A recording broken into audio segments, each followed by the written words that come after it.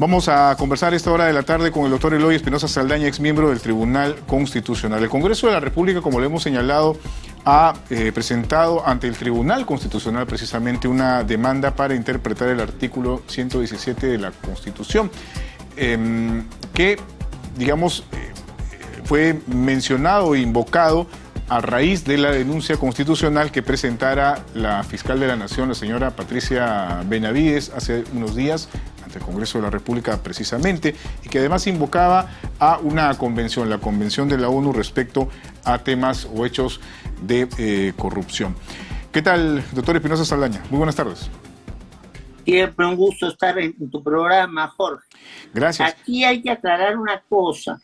En realidad, lo que ha hecho el Congreso es ampliar los alcances de su demanda.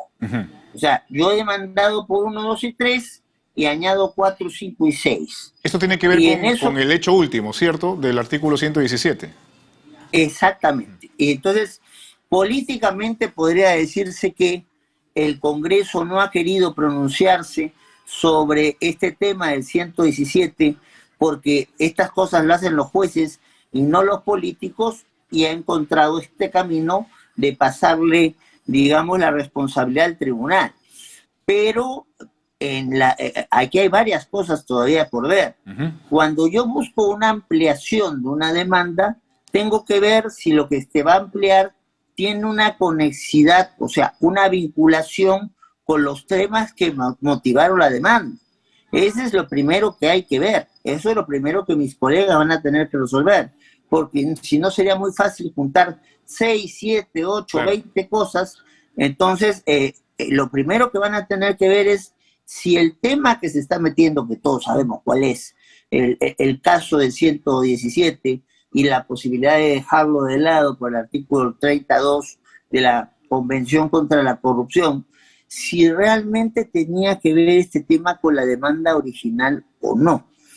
Yo ahí tengo mis serias dudas. Claro. Yo creo que la demanda fue planteada para otra cosa y esto es lo primero que ha encontrado el Congreso para desentenderse de pronunciarse sobre lo que le piden el 117. Ahora, la demanda original precisamente versaba sobre, digamos, los procesos parlamentarios y, digámoslo así, la no injerencia, o por lo menos es lo que sostiene el Congreso, de que otras instancias, instituciones o poderes pudieran precisamente decidir o suspender o paralizar este tipo de procedimientos en terreno parlamentario. Y específicamente, si mal no recuerdo, se refería al proceso de selección de próximos miembros del Tribunal Constitucional. De la Defensoría del Pueblo. De la Defensoría del Pueblo. Lo que pasa es lo siguiente, que ha cambiado el sentido de las competencias de los órganos jurisdiccionales. El órgano jurisdiccional tiene que, y lo digo así porque en el Perú el juez puede ejercer un control difuso de inaplicar una norma que vaya contra la Constitución. Entonces todos los jueces tienen competencia para que si encuentran la violación de un artículo constitucional en el caso que le ponen delante, o lo inaplican esa norma para el caso concreto, o si tienen competencias, digamos, para más casos, lo inaplican para más casos. Y allí no hay ni Congreso, ni gobierno regional, ni ninguna entidad que valga. O sea, la idea es que es el derecho y la protección de los límites al poder y la defensa de los derechos lo que cuenta. Entonces, si tenemos un trámite hecho por el Congreso, nadie le va a quitar que lo haga. Pero si el Congreso, entonces, no sigue el trámite previsto, demora en exceso el plazo, o el contenido y el objeto de lo que plantea lo distorsiona, se le pide que haga inversión en el campo y lo que hace es pedir que se maten a las personas que están en un ejemplo grosero, a las personas que están allí. Entonces, eso puede ser controlado por un juez. Y en el caso nuestro, por cualquier juez. Entonces, claro, al Congreso le es difícil aceptar que con todo su poder, en algunos casos pueda tener control de jueces. Claro, ahora, ¿no? el discurso que que se escucha de manera cotidiana De hecho, el propio titular del Congreso hace unas horas declaraba a medios de comunicación señalando que lo que se busca es precisamente evitar que haya una injerencia en los procesos parlamentarios, en el trabajo que desarrolla el Congreso. Pero el control, digamos, de instituciones y de autoridades no está, no tiene una plena libertad, digámoslo así, como para poder desarrollarse de manera discrecional, según los pareceres. Mira, ninguna institución en nuestro país, y sobre todo las de carácter público, pueden actuar al margen de los mecanismos de control que existan. Los mecanismos de control administrativo, los mecanismos de control penal, los mecanismos de la responsabilidad política, nadie se escapa de algún tipo de control. Y lo que se ha buscado con esto es que los procedimientos para elegir altos funcionarios sean procedimientos claros, diáfanos, transparentes, que la gente no tenga dudas por quién se elige. Entonces, en la misma elección del magistrado del Tribunal Constitucional, todos supimos después que había en un candidato tachadas hojas o con liquid paper. No pueden hacerse este tipo de cosas. Entonces, y antes, ¿qué quieres que te cuente? Entonces, la idea de reclamarle al Congreso, no que no haga su trabajo, pero que lo haga teniendo el cuidado de no ir contra derechos y no ir contra con transparencia y respetando su propio reglamento, finalmente. Exactamente. En realidad lo que se está planteando acá es transparencia, respeto al reglamento, respeto a los derechos y a los límites al poder que establece su propio reglamento. Ahora, doctor. Que, por cierto, tiene fuerza de ley. Ahora, esto era la demanda original. Y ahora esto se quiere, o se quiere incluir el tema de la interpretación del artículo 117 de la Constitución, que tiene que ver con las situaciones en las que se puede acusar a un presidente de la República en ejercicio, ¿no? Que son delitos que ya se conocen, ¿no? Traición a la patria, impedir elecciones generales, impedir el funcionamiento de los órganos electorales correspondientes, en fin. ¿El Tribunal Constitucional es un órgano consultivo? ¿Puede hacer esta labor que está solicitando el Congreso de la República o no? No, vamos primero por partes. En el Perú lo que tenemos es el antejuicio, que es lo que quería hacer la fiscal, que es la posibilidad de llevar el caso lo más rápido posible a la Corte Suprema para que el presidente o el alto funcionario pueda ser sancionado, llevado a la cárcel. Pero el Perú también tiene el mecanismo del juicio político del artículo 100, que es, yo detecto, sin necesidad de que haya delito, que haya un comportamiento del presidente o de altos funcionarios que no encaja en artículos de la Constitución. Y por allí se podía haber seguido un mecanismo incluso más célere para evaluar la situación del presidente Castillo. ¿Por qué no lo quiso hacer la fiscal? A mí me queda claro por qué no lo quiso hacer. Porque si uno lee las 376 hojas, su investigación está incompleta. Entonces, ella lo que está es queriendo ganar tiempo, que sea la Corte Suprema, que sea el Congreso, que sea el tribunal quienes decidan cómo entender el 117 y así ella va avanzando en su investigación. Porque de hecho la investigación es una etapa preliminar, ni siquiera preparatoria, que es un segundo paso dentro de las indagaciones fiscales. Exactamente. El juez Checle, que es el juez que ha sido su juez supremo instructor, fue clarísimo. Le dijo, usted señora, fiscal de la Nación, solamente puede hacer, para explicarlo a tu sintonizada audiencia, el principio de acopio de pruebas, que es lo que se llama la investigación preliminar. La investigación preparatoria es otra cosa. Yo ya voy armando un poco el edificio de lo que voy a decir. Y obviamente eso termina en la acusación. Entonces, yo creo que ella ha ido por el camino más difícil.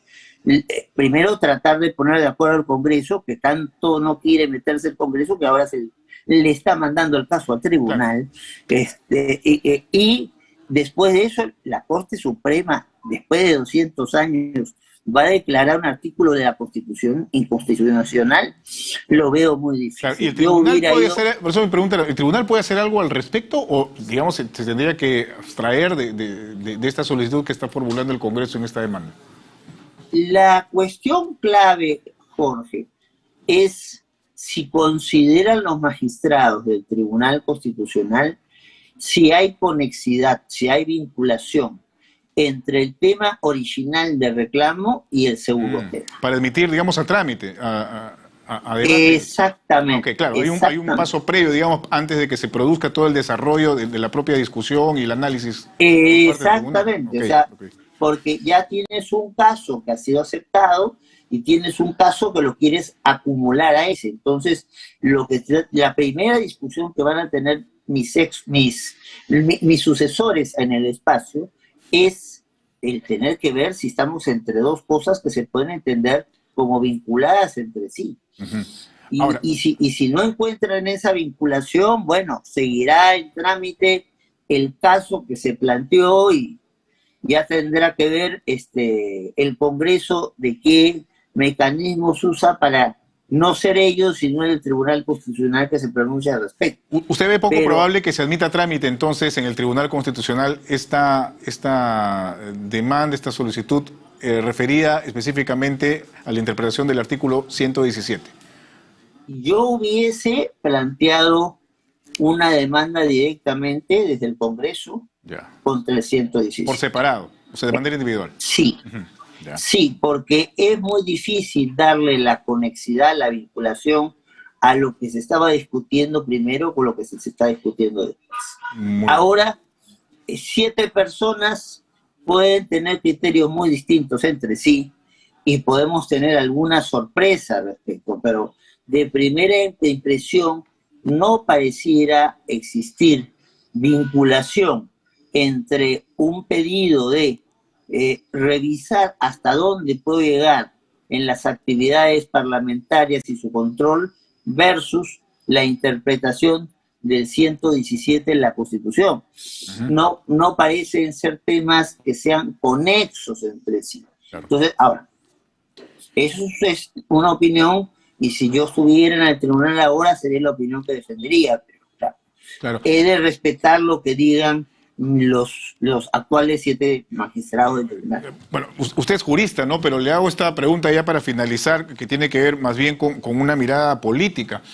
¿Podría ser, como usted señala, que no ve aparente conexión entre la demanda original y lo que se está solicitando, el de interpretar el artículo 117 de la Constitución respecto a causales para poder acusar a un presidente de la República en ejercicios?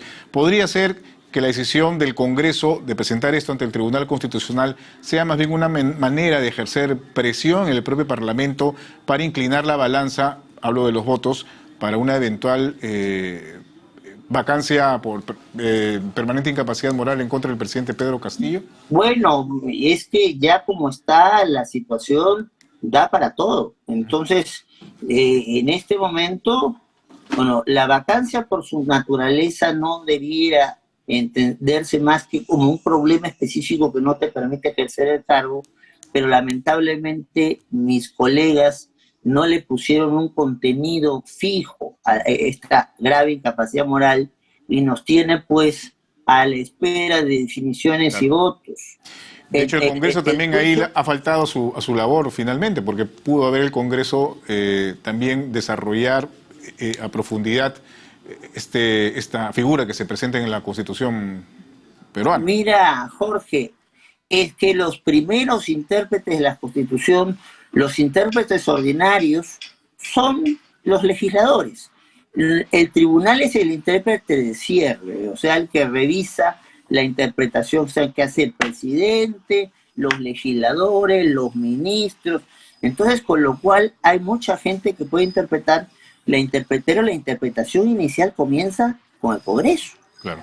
Ahora, el Congreso no ha querido resolver este problema, ahora le trae la fiscal Benavides otro problema y vamos a ver cuál es la actuación de estos nuevos magistrados del Tribunal Constitucional frente a un asunto difícil, quemante, cómo lo manejan. Muy bien. Cómo lo manejan. Eso habrá que verlo pues en estos días, ¿no?